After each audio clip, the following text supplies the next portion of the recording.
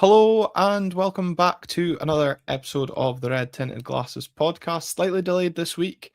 This podcast continues its love affair with the NHS, and me and Phil's fledgling darts career is also taken off during the week. But we are back, and a bit of positivity on the show, Phil, because the Dons have progressed in the Scottish Cup. That 1-0 victory over Wraith. I suppose progress is really all we can take away from it.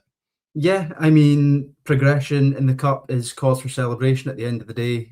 That's the most important thing. If you ask the two teams down in Edinburgh, I'm not sure if they would potentially agree. But yeah, just a quick one as well before we get started on word of celebrations is a birthday shout out for Bill McInnes, albeit belatedly, that I've been asked to deliver. So happy birthday, Bill, and thank you for listening. Oh, well, I'm sure he'll be delighted with that. But yeah, progression was, of course, the aim of the round. And as you said, we've already achieved more than Hibs and Hearts have done in the Scottish Cup this season as we look to continue the defence of that trophy. The game not played in the best conditions on Sunday. I know neither of us were in attendance. We were watching on TV. I don't know whether that might alter our view slightly from the game, but in terms of highlights, what did you take from the game at the weekend? Yeah, I mean, it potentially alters our view. It certainly altered the dryness of myself, judging by how wet it looked out at Pittodrie on the Sunday.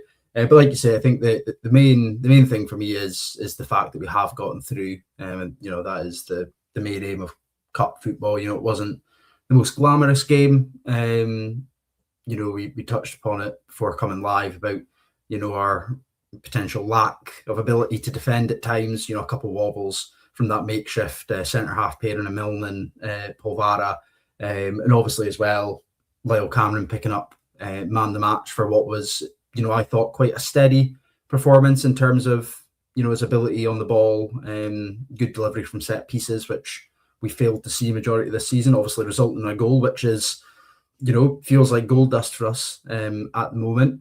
Potentially looking a little bit unfit, I thought. I don't know if anyone sort of agreed with me on that front. I think the lack of game time he's had potentially showed, but certainly very tidy on the ball. But seeing Scott Brown from Wraith having run of the pitch for majority just reinforced the need for that sort of real holding midfielder that is a little bit more physical in there for me.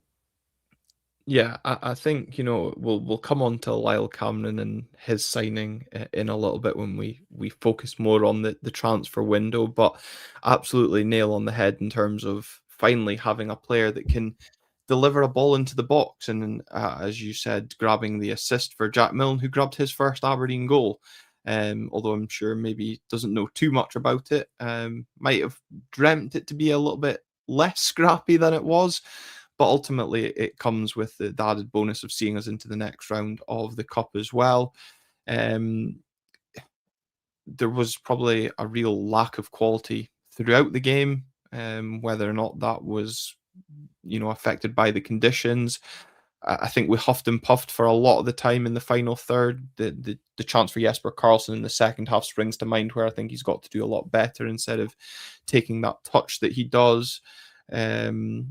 Again, we exposed ourselves defensively. Nicky Devlin's back header to Mitov, the back heel from Dante Polvara, the back pass from Leighton Clarkson. It's once again shooting ourselves in our foot, but thankfully without conceding this time. And I think, as the commentator said on TV, Wraith's lack of threat away from home continued to show. And you mentioned Lyall Cameron picking up man of the match, and I'm sure one thing you'll have noticed as well on the TV coverage was he did a pretty good job considering the amount of smoke being blown up his arse by Tony Doherty throughout the game. It might as well have awarded it before the ball had even been kicked. Yeah, no, I think obviously Tony had had a bit of time with him at Dundee, so no surprise he was kind of fighting his corner a little bit, obviously, against the backlash we'll no doubt come on to discuss when we're looking at the transfers, more generally. But yeah, I can't complain about his performance. I think it's quite clear that he's a quality midfielder. Like I say, very tidy on the ball. I think maybe suffered a little bit from our lack of confidence, perhaps, in the final third. Maybe not as much runs being made or not as much options in attacking positions at times where he did have the ball in pockets of space around the box. But yeah, something to build on, from his perspective. I think as a team, on the whole, Jack Milne, like you say, picking up his first goal and then maybe try to score a bit of a better one later on with an attempted overhead kick instead of the scuffed 6-yard fumble into the back of the net. So, yeah, like I say, I think at the end of the day, we probably all would have wanted a little bit more of a sort of definitive and commanding performance, but we're through. The chance to retain the cup still exists. Yeah. So no real complaints from me at the moment. Yeah, and the thing as well is it could and should have probably been more, but ultimately it didn't come back to bite us, despite really at times our best efforts, not even Wraith's best efforts. It's the classic Aberdeen way. It's the classic Aberdeen way. Yeah, nothing like doing things the hard way, but progression has seen us drawn at home to Motherwell on the 7th of February, as it was announced today. So that game is kicking off at 7:30 p.m. on the Saturday for those out with the Aberdeen area and more so Motherwell fans. But I know we've obviously got the likes of Paul Donaldson in the comments, who's Central Belt based himself. No trains running up past Dundee that weekend. Interesting to note as well, I was saying to you before we came live, that Motherwell put out in their statement, kind of confirming the fixture, that both clubs turned down the Sunday 7:30 kickoff slot, which was in turn then given to Stenhousemuir Falkirk. Just interested to hear your thoughts on the Saturday kickoff slot, causing a little bit of debate amongst the fans. But I think that's a great time for Scottish Cup football. Interesting though, the upper deck's closed. Yeah, I mean, I think now that I actually live in Aberdeen, I don't have to trek from the Central Belt as I did last season. A 7:30 Saturday sounds ideal from a point of view of being able to get a pint in before the game and try and make the most of a good Saturday day out. But I do understand, at the same time, people, as you say, would have issue with it. Even those that aren't Central Belt based, even those that come down from the likes of Fraserburgh or sort of south of the city, Lawrence Kirk, etc. You're still going to be getting home quite late, and potentially maybe that's why the upper deck is closed, or maybe perceiving there won't be as big of a take up potentially from families. And that's the same sort of reason I can see the Sunday 7:30 being rejected by both teams. Obviously, Motherwell fans travelling up, if it goes to extra time and penalties, work, school, whatever obligations on a Monday. Holiday weekend, so was it? Oh, yeah. See, this is the perspective of you having a kid and me just going with the flow, Glenn. I only know that because it's not my weekend with Rory. But it's actually the Super Bowl weekend, so I actually have the Monday off anyway. So I wouldn't have objected to the Sunday. It would have been a good build up to the Super Bowl on the Sunday. But I know Mark based in. It's funny as well. Obviously, we were speaking about Paul in the comments being Central Belt. Mark Robertson, someone who tunes in stateside for stateside viewers, I suppose that's Saturday lunchtime for Mark. I know the Australian contingent, that's going to be early morning for them on a Sunday. So it's funny how it affects different fans depending where you are and also your perspective, I suppose. Yeah, absolutely. But no, I think it's nice to have obviously a sort of weekend game, and not an early. How often are we sort of saddled with the lunchtime kickoff, or looking back to when we played Darvel, I'm pretty sure that was a midweek kickoff down there. So glad at least we've got some sort of prime slot for the most part. Yeah, and I suppose the other thing on the games as well is there's the midweek fixtures. Obviously, we host Celtic in the lead up, which ruled out us being able to take the Friday slot, and with Premier now taking the Six Nations, which starts that weekend as well, that ruled out a lunchtime slot on the Saturday. So really, we've only been served up the evening options or Sunday lunchtime. But I think the clubs have done the right thing moving it to the Saturday. But in terms of the draw itself, probably the draw neither team would have wanted, in all honesty. Yeah, obviously we've not had the best run in terms of Motherwell this season. Jens Bert will ask you whether he's going to be in the Motherwell dugout at that point, or potentially the one at Pittodrie, obviously going by who people are clamouring for on social media. But obviously, he's still a Motherwell manager at that point. Potentially a bit of a point to prove. Obviously, league form maybe slightly dipping, but still obviously very consistent there. Obviously with an eye on potential silverware this season. We'd certainly be up for it. But yeah, it kind of feels like it was maybe one of the toughest draws, maybe outside of the Old Firm we could have got. Mm-hmm. Yeah, I mean, one of the most informed teams, and obviously outside of the Old Firm, the highest team in the league that we could have faced, and a team that's already dumped us out the cup on our own patch, and of course in the League Cup.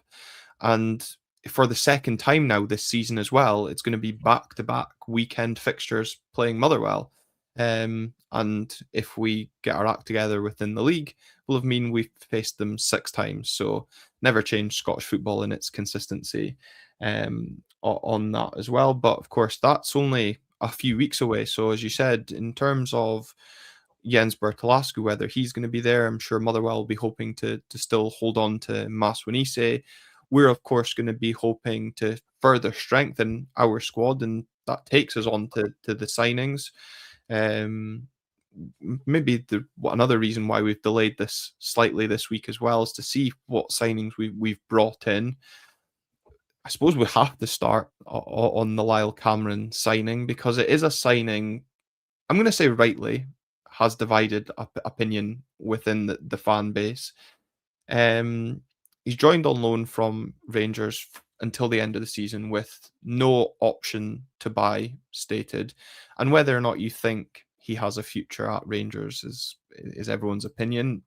Kaiser saying taking Cameron on loan from them just shows how rudderless we are at the moment. We shouldn't be taking any players on loan from teams in the same league as us, period. An interesting one in terms of not taking players on loan from anybody. But I think, Phil, it's more who we've taken the player on loan for. And for me, it's developing their player when we've got our own players. Finlay Marshall, obviously the prime comparison in this position. Why aren't they getting a chance? And, I've written in the notes that in terms of developing players, the likes of Dylan Lobbins suddenly found himself out of the team. It's just a strange one.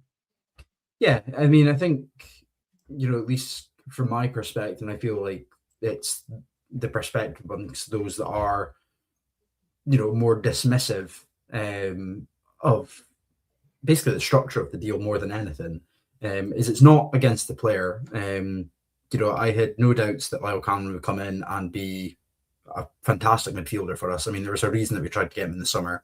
When you look at that season at Dundee, before he came to Rangers, I'm pretty sure it was 11 goals and 9 assists or something, or 14 goals and however many 7 assists. He's clearly a very, very talented and very, very effective midfielder, and obviously he showed that against Wraith, albeit championship opposition, etc.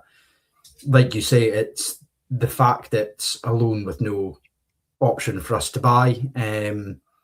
We've been stung before with Scales, with Christie, and I think for me as well, when you look at how poor we've been, the number of outgoings that are being discussed by Lutz, it seems like we're going to have a high turnover. I believe now, obviously, we'll come on to speak about Liam Morrison as well. I think that brings us up to 5 loans, potentially. Potentially 6, of course, with another player we'll be discussing shortly. Yeah, exactly. So it just leaves us in this position where we've not really covered ourselves. If he does really well and he contributes massively for us over this next 6 months, he then goes back to Rangers and we're then trying to replace Lyall Cameron. And it just becomes this cycle of what we've been in for the past few windows of struggling to replace players. We've not really replaced Ramadani. We've not really replaced McGrath. We've not really, as much as it pains me to say it, replaced the goals that Miovski brought to the team. And we're just going to be constantly caught in this loop of effectively always rebuilding every summer. And if you want to be a consistent challenging team, that's, not how you're wanting to be handling your business. On the flip side, obviously, I don't think the fees been agreed between Rangers and Dundee. I think it's still to go to tribunal, I think. Yeah, whether I that saw a Daily impacts. Record article tonight that it might have finally been announced, but haven't clicked in to see it because right now, every time you open a Daily Record article, certainly when it comes to Aberdeen, it's just to fill a page right now. Yeah, so I mean, I'm not sure if there's some sort of stipulation with the fact of without an actual agreed tribunal fee, Yeah. obviously they maybe can't agree to a sale, and there might be some sort of legal loophole we've got in there that then allows us to have that signed and agreed. But yeah, like you said, I think just developing a player for them, for really kind of for any team, I would kind of agree with that sentiment of Mhm. developing our competition effectively. Yeah. Um, doesn't quite sit well with me. And like I say, I hope Lyall Cameron's a huge success for us because we need players to hit the ground running. We spoke about that already. I would Mhm. just love it if he was going to be ours in the summer, if he does hit the ground running. Yeah, and I think what stings for me in terms of the deal was kind of some of the wording, um, and how do I word this? How the club are conducting themselves with Scott Burns in recent days. Um, the the statement announcing Lyall Cameron, saying that the player showed a eagerness to come here, his commitment can't be questioned. All these buzzwords around desire, I think, was thrown out there as well. Where was the commitment and desire this time last year when we put the pre-contract to him? Tried to even get him in the summer, just not there. But now that he's been bombed out the Rangers side after injury and not being able to get himself back in, suddenly we're desirable again. We're quite clearly the second choice, and look, nobody ever likes being second choice or playing second fiddle. And that, I think, when you don't have the option to buy, and regardless how many people are going to say, "Oh well, he's not going to be in that Rangers team next year." Well, potentially, but we're then developing a player to go into the transfer market who may or may not come back here, and then we'll then make them money. So I get the frustration, and I feel that frustration.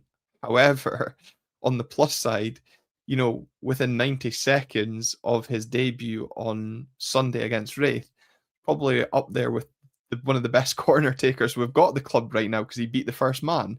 And yes, he put in a man of the match performance, but I don't think Tony Doherty was ever going to give that to anybody else. But also, really picking a man of the match from an Aberdeen persuasion in that game, there was no real standout. So if you could provide a little bit of quality into the box, you probably did stand out.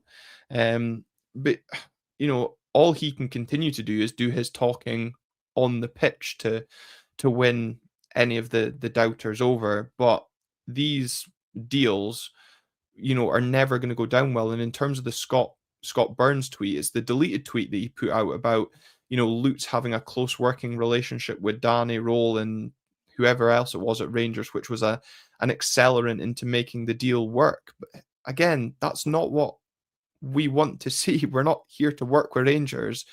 And I don't know, there's been a few things recently that's kind of come out about Lutz where you're thinking, do you really sense the mood in the room right now? Yeah, I mean, I think the thing that made me chuckle, especially at that sort of Scott Burns deleted tweet, was we've spoken about it. Lutz has spoken. Everyone's spoken about its extensive contact list that he's going to have from being all over, and I just really enjoyed that his contact list stretched as far as Govan, and then when it came to the managerial side, it stretched as far as Paisley. What Yeah. the Daily Record was about, and so it just kind of feels like I don't know. I not really underwhelming because, like I say, I like Lyall Cameron as a player, and Mhm. I think he does bring, something this team needs at the moment. Um, I guess it's just probably because there is the excitement of a new director of football that you're thinking we're going to have all these great flashy new ideas and these untouted gems popping up from all over Europe and Asia, and then all you can get is a Rangers loan. It kind of, yeah, I suppose feels like a little bit of a letdown in a way, but yeah, hopefully, as you say, he does continue to put in performances, and I do like what he said in his interview that he's someone that likes to get fans out of their seats. which I think we've been distinctly lacking for a while now. So yeah, if you can do that over the 6 months and like I say, give us a little bit extra quality in the final third, then I'm looking forward to seeing him play in red. Yeah, and a point from Colin Gale saying without a manager in place, loans are probably a sensible approach until the summer window. Do you agree with that? Because just on Tuesday we announced the loan signing of Liam Morrison coming in from QPR. He's played 12 times for the Championship outfit this season, coming in with hopes and ambitions of making Steve Clarke's World Cup squad, having previously been at Bayern Munich as well. Do you think it will just be loan signings for the rest of the window? I think potentially. I mean, I think from a money point of view, obviously it's kind of the safer option there, but as well, no manager. I know that we should be signing players that fit our model. I know the big conversation was we have a model, we hire managers that fill that model, therefore you have less disruption if one is to be poached or sacked. So you could argue we should just be signing players to build that core, build that model already. Yeah. But I do think that going loans at the moment probably makes the most sense. We've still got so much, turnover of players, I think, to happen this window and in the summer as well, obviously with contract expirations, and loan expirations. Yeah, exactly. So I feel like the summer will be that sort of clean slate moment of, building the team that we as a club, whether that's Lutz's prerogative or the new coach's prerogative, but building the team that we as a club want and need to be able to fill our sort of expectations. But I'm not sure if there's a cap. I think is it 6 loans are allowed a season off the top of my head. So again, that would sort of indicate we've potentially got one more in us. I think between Carlson, Ashish, obviously a loan, Morrison, Cameron, and I think that's it. So if we go for Olastanya potentially, which will come on, that brings us up to 5. So potentially 2 more incomings, which would, I suppose, check out with the 2 to 4 figure that's been getting bandied around this window. It's a tough window to do business in anyway. So I'm not surprised that this is the route we're going down. Yeah. In terms of Liam Morrison, as I said, he'll be coming in with the hope of playing to give himself that shot of going to America. Mats Knusters missed out at the weekend due to illness, as confirmed by Peter Leven. The other thing we didn't speak about as well, which will be interesting to see if the likes of Chris Harvey and Tyrone pick it up on ahead of this week's press conference, is Nick Suman was reported to be seen in crutches and a moon boot heading into Pittodrie on Sunday for that game. So are we just going to stick with Vitols for a few weeks? How serious is that injury? Do we need to push on a goalkeeper? But moving it back to Liam Morrison's arrival, do you think this means he goes straight into the team and plays as part of, gives us that out-and-out centre back to play a back 5 now? Or do you think we might still stick to the back 4 and it means one of Mill and Knusters dropped out? I mean, I think he's got to play. I mean, like you say, his whole reason for being here is to try and force a spot on the plane to the US. And he's obviously a quality player. I mean, I don't know if anyone else saw the sort of comments on Twitter and Facebook from QPR fans to their announcement that he'd gone out on loan. Obviously very highly rated there. Obviously highly rated in his youth to obviously, come through at Bayern's youth setup after he left Celtic. So clearly a player with quality. I like the way that he spoke in the short clip he did following his announcement. You would think we're not going to be in the same sort of Dorrington situation where he's just there to make up numbers. I think he will be in the squad. But again, like you say, I think you wouldn't really, I mean, I know that Milne's had a few wobbles the past few weeks, but again, it comes back to this developing our own, our own talent. And obviously for me, Knuster's probably been one of our most influential players since he came in the door at Pittodrie in terms of being a steady and reliable player.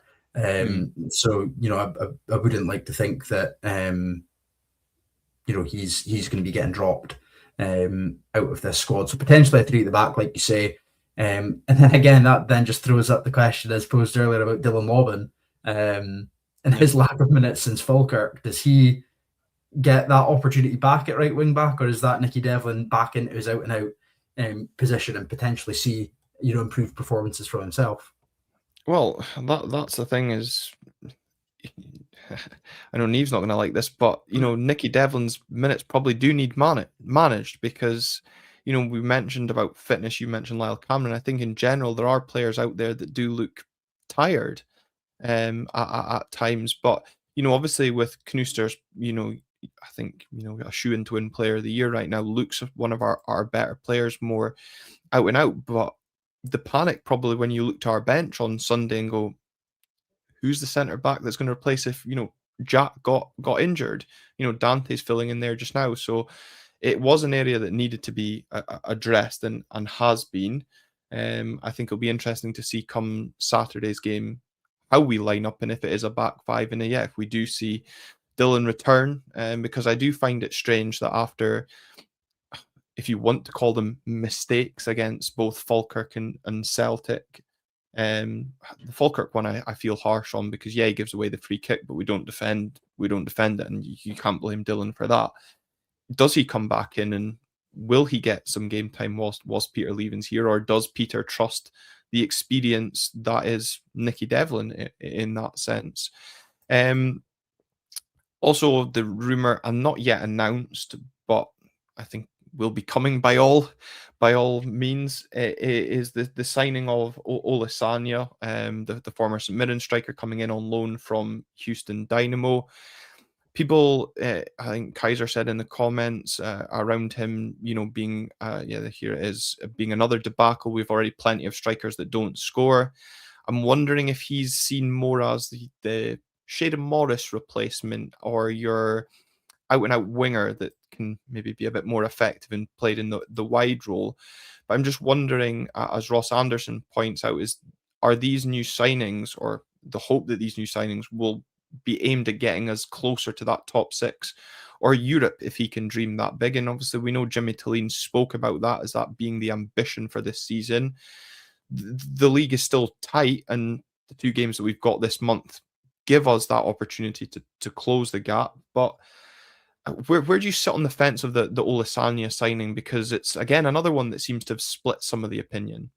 Yeah, I mean, I know obviously his goal record didn't set the world on fire at St Mirren. I think of the 8 goals he scored in the season before he left for the US, I think 3 of them were against us. It does kind of scream a classic Don signing of he was good against us, so we'll sign him and he'll be mince for us. But, I don't think it's an awful move. I know obviously he's not really broken into the team in Houston. He's obviously not really scored. I don't think he scored at all actually in his loan at Doncaster either. But he knows the league. He does give us something different in that forward area. We don't really have, a striker that's looking to get in behind. And I think so often that seems to be how we're trying to play, to catch teams on the break slightly. So, I'm not against it at all. And like you say, I think I can see it being more of that impact role, perhaps. Or if he does stick with a 5 and goes for sort of 5-3-2, he potentially looks for that sort of big and little combination of Lazetic and Olasanya. Or like I say, even Nisbet, because I think his link up play is brilliant. He just very rarely has anyone ahead of him to link up with. So depending on how the deal's going to work, for the 6-month loan with no expectation on him being our out and out starting striker really, and potentially Houston covering a bulk of the wage, because I'd imagine he's on a hefty sum in the MLS. Yeah. I'm not against the deal at all. Like I say, it gives us that different avenue that I think we've been lacking, as you mentioned, since Morris has left. Yeah, Ross Duncan pointing that out, saying he gives us pace up top that we seriously lack and gives us a route one option. Not that we seem to be taking that route just now. In terms of signings, the only really other name that's been bandied about, I noticed Anthony Joseph from Sky Sports tweeting it out the other day.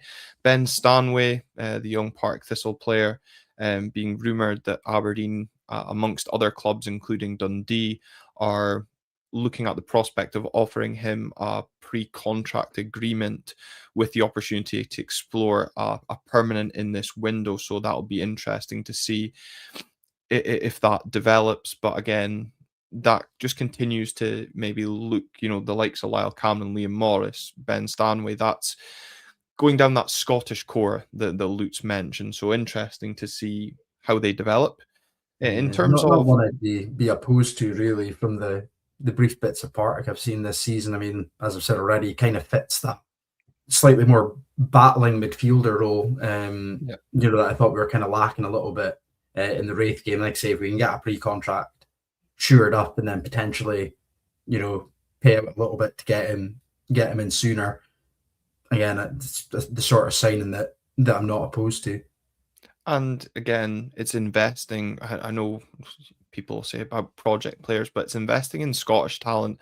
They're going to know again, it comes back to knowing the league. Whereas I think that's been something accused at some of the other project players that, we've signed, that they don't know Scotland. You've seen it with Kjartansson and how he's got to kind of build himself up. Interesting, he wasn't in the squad on Sunday, but again, something else to monitor this week as well.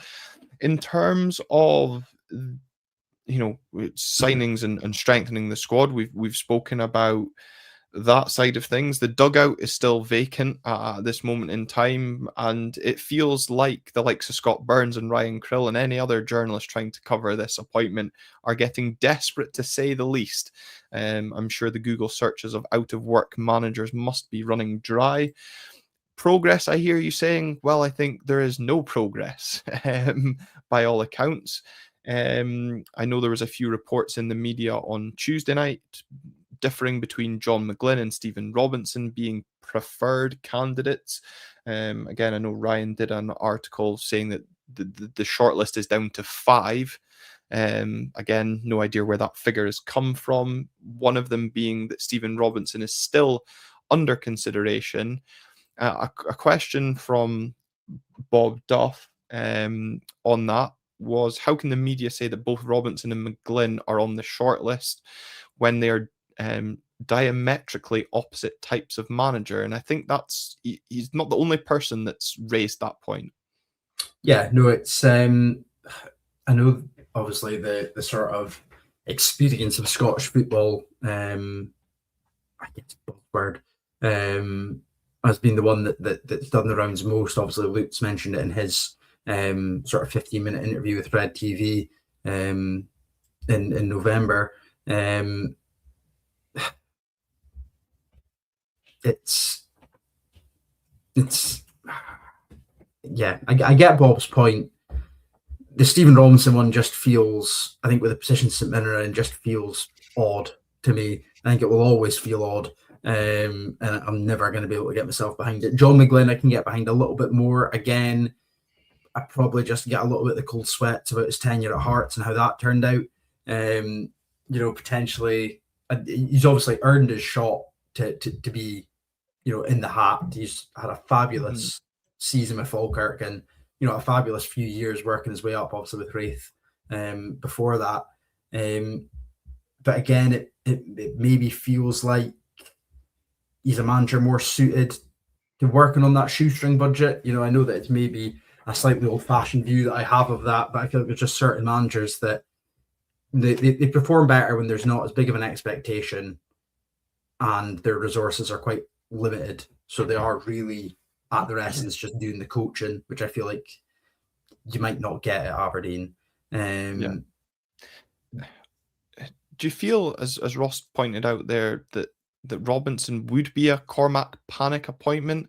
I mean, for me, as soon as they lost to 10 Men Hearts 2-0 in that manner, his name should have been immediately removed.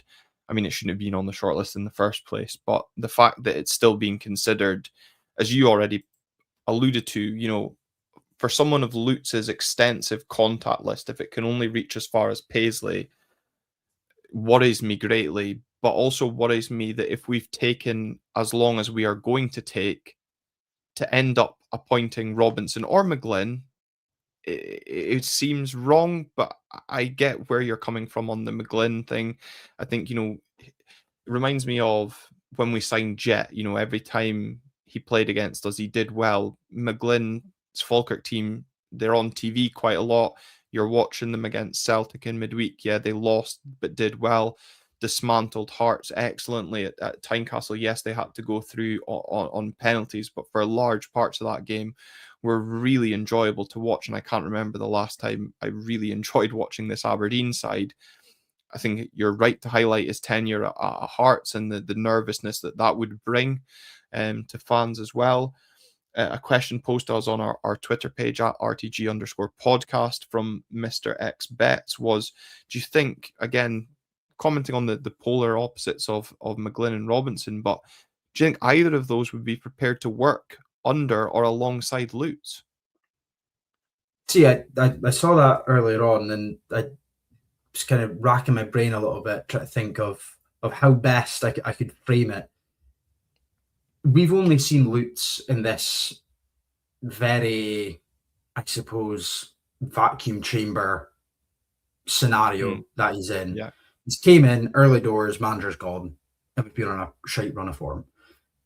He's kind of, I suppose, taken the reins a little bit, and he's kind of been the sort of, I suppose, the sort of poster boy for the club at the moment. He's the one that's kind of been doing the BBC interviews. He's done the Red TV interviews. It's him that's signing off the statements with, his comments. It's hard to tell whether that's his usual way of wanting to work. He might not be as hands-on once we have somebody in place. And I think that's kind of what I would need to see to be able to sort of definitively answer that. I think it depends on his style. If he's very much in the background, handling the sort of business side of things and the direction side of things, and Robinson and McGlynn, for example, are just left to do what they do best, which is manage and coach players on the training field and in the dressing room, they would be fine. I think where they would probably have, potentially Lutz in their ear telling them what to do, maybe trying to pass on his own ideas might not go so well. And I don't think that is isolated to the potential of just Stephen Robinson and John McGlynn. I think that would be quite common across the board for a lot of coaches, particularly in sort of Scottish and British leagues. European coaches are maybe slightly more versed in working alongside a direct football that's a bit more hands-on. But like I say, I think we need to have that permanent coach in place to kind of see how Lutz actually is on a day-to-day. I think we've kind of just seen him in this, very much echo chamber scenario.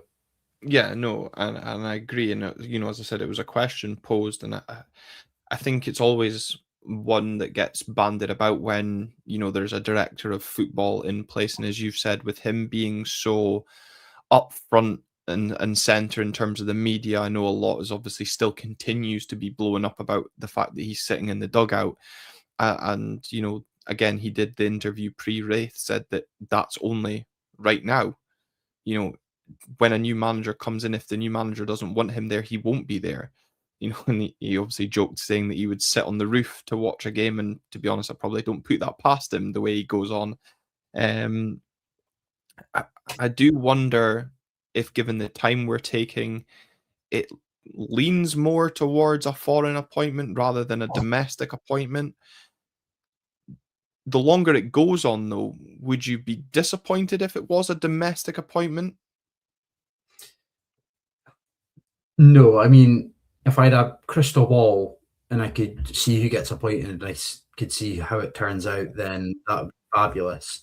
But I have no problems with the appointment, whether it's domestic or foreign, taking its time, as long as we make sure it's the right person and it's the person that we want.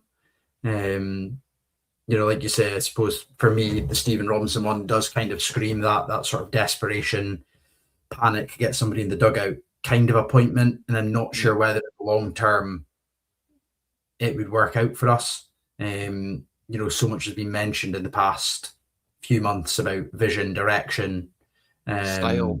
style. And, I think there has to be a lot of due diligence and, really a lot of thought put into who they're wanting to appoint for this. Even, drawing the parallels to the Wilfred Nancy appointment at Celtic, you don't just want to thrust in because he feels like he's the right man. You want to, we're in a position where it has to be right. And I think for Cormac's sake as well, in terms of, some of the criticism that's levelled his way over the past few managerial appointments, got to make sure that it works out this time.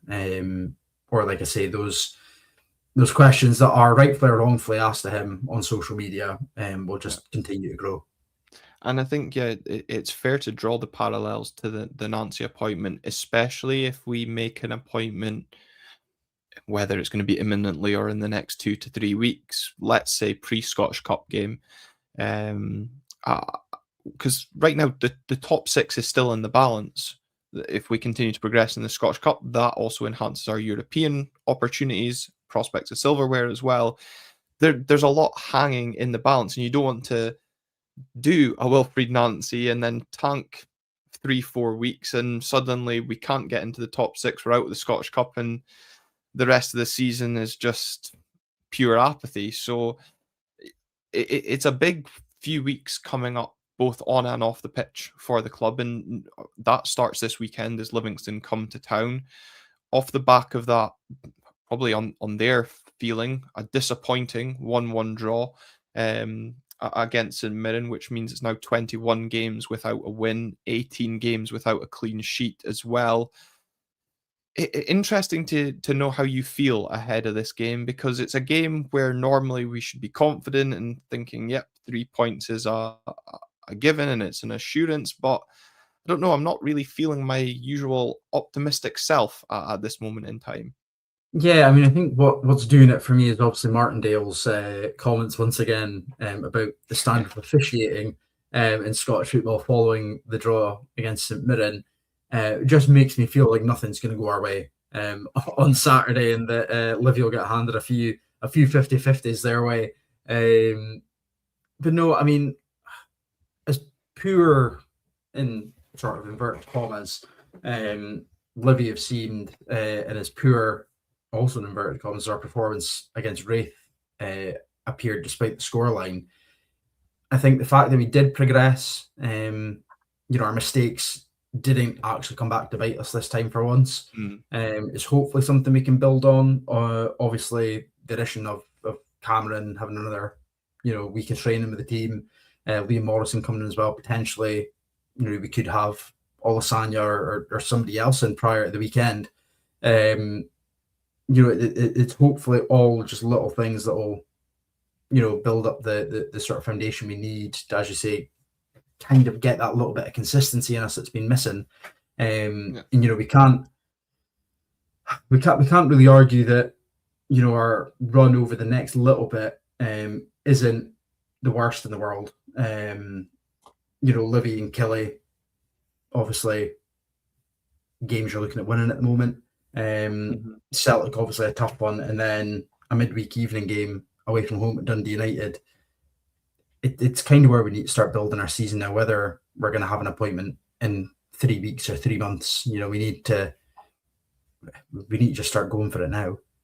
And of course, sandwiched in between those midweek games is, of course, that Scottish Cup game. So it really does feel kind of season-defining 4 games. Have I done the maths right? No, that's 5, Glenn. Not that I would work with numbers on a daily basis, but yeah, 5 games coming up. In terms of continuing the search for silverware and obviously those top 6.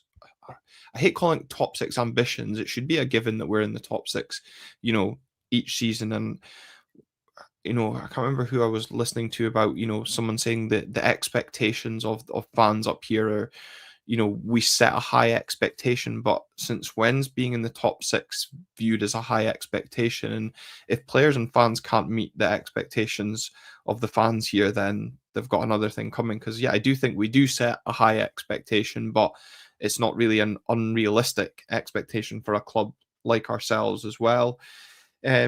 in terms of the visitors, late goals continue to be a problem for them this season. But I think, from some of the clips that I've seen of them in recent weeks, they do play some nice football in patches, but are easy to get at defensively. Sounds familiar.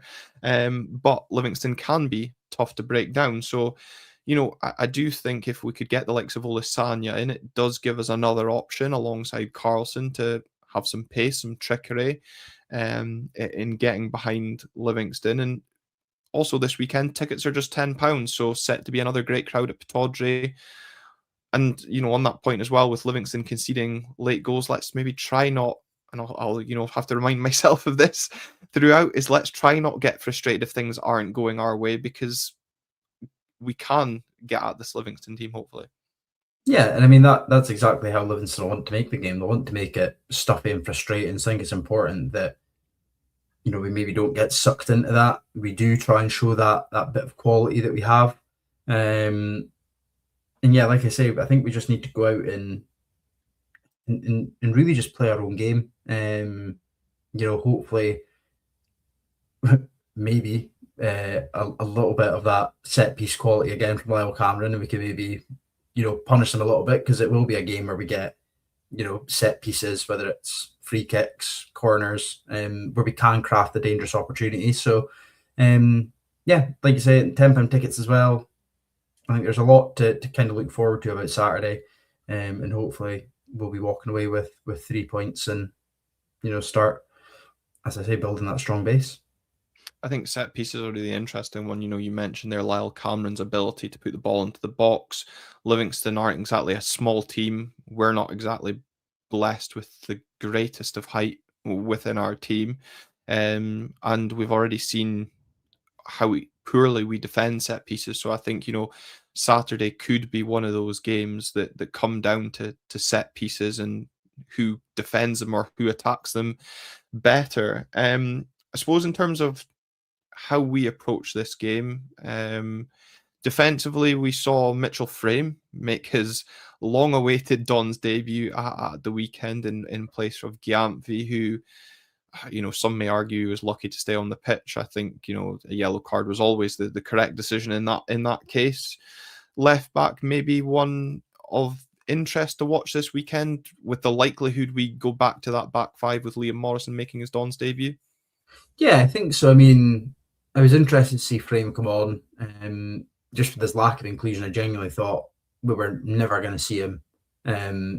This season, it was mostly going to be a next season or chucked in May in a dead rubber somewhere.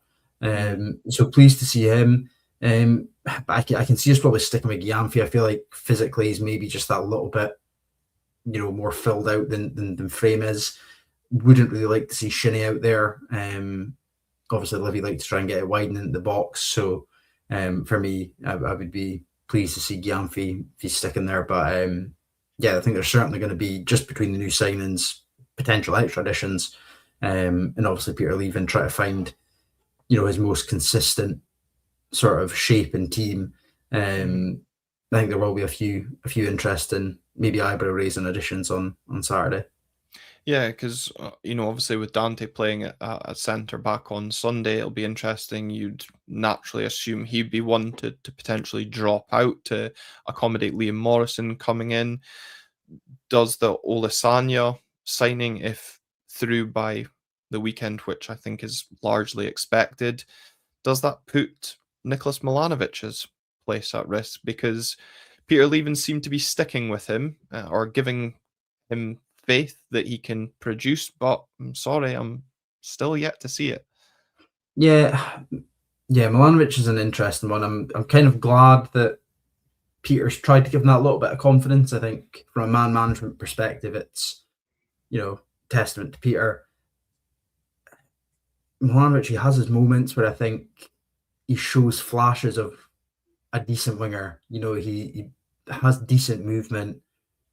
He's got a little bit of a turn of pace about him at times, but you can just tell that confidence is on the floor when he gets into, sort of goal scoring positions and often turning back. But yeah, if I can see us going somewhere else with that, I think we really need to try and get our foot on the ball and punish Livy. And I feel like Milanovic isn't the winger that's going to be able to do that on Saturday. Yeah, he's too indecisive and too one-footed, likes to cut in. I think you're right. We need to have our foot on the ball, get at Livy, be direct. I was going to say show some pace and quality, but two things we've been severely lacking recently. But if we can almost throw it back to that Dundee performance type in the first half when we blew them away, and really flex our muscles a little bit. In fact, that would be nice to see because it's a game where I think anything less than 3 points, the only people happy with that is going to be Livingston fans. Yeah, no, absolutely. Like I say, they're going to try and make it stuffy. They're going to try and keep it 0-0 as long as they can, and probably get their sort of one chance of the game and take it. So we've read the script before. We've been there before many a time. Especially when it's a big crowd at Pittodrie as well. Exactly. So, yeah, like you say, I think the result on Sunday was good. I think the performance needs to now come in as well. If we can have a consistent, run of games, like I say, even the Celtic game in our current form, people probably aren't expecting much out of. But, if we can go into there on the back of a couple of performances, you can never tell, what level we'll be sitting at. Yeah, and Nicky Devlin said that post Wraith that Sunday's win was baby steps. It was marginally better than what we'd seen before, and he admitted not that that was hard, but we now need to take those baby steps into Saturday against Livingston and keep. Sometimes at work we call them small wins, and it was a small win against Wraith, but winning hopefully breeds that confidence, that belief amongst the squad, and we can take that into Livingston. But it's quite crazy that in the middle of January we're speaking about baby steps of this squad, because again, it feels like this squad, the players, the whole club's missed a real opportunity to kick on. But now, no more than ever, do we need to kick on off the back of that win against Wraith, starting this weekend against Livingston, and hopefully it's another victory that we can speak about when we reconvene next week, Phil, ahead of that Kilmarnock game. Yeah, as the saying goes, better late than never. Thank you very much to exactly just like that reply. Thank you very much to everybody that has tuned into the episodes tonight here live on the YouTube channel. Appreciate the support as always. If you have been tuning in for the first time, subscribe here on YouTube. It's free to do, or why not join the membership scheme, just $1.99 a month. We've just about hit the 2,500 subscriber mark, so a huge thank you for the continued support, both here and on the audio platforms as well, where of course it's free to follow us wherever you listen to your podcasts. So until next time, we will see you then on Red Tinted Glasses.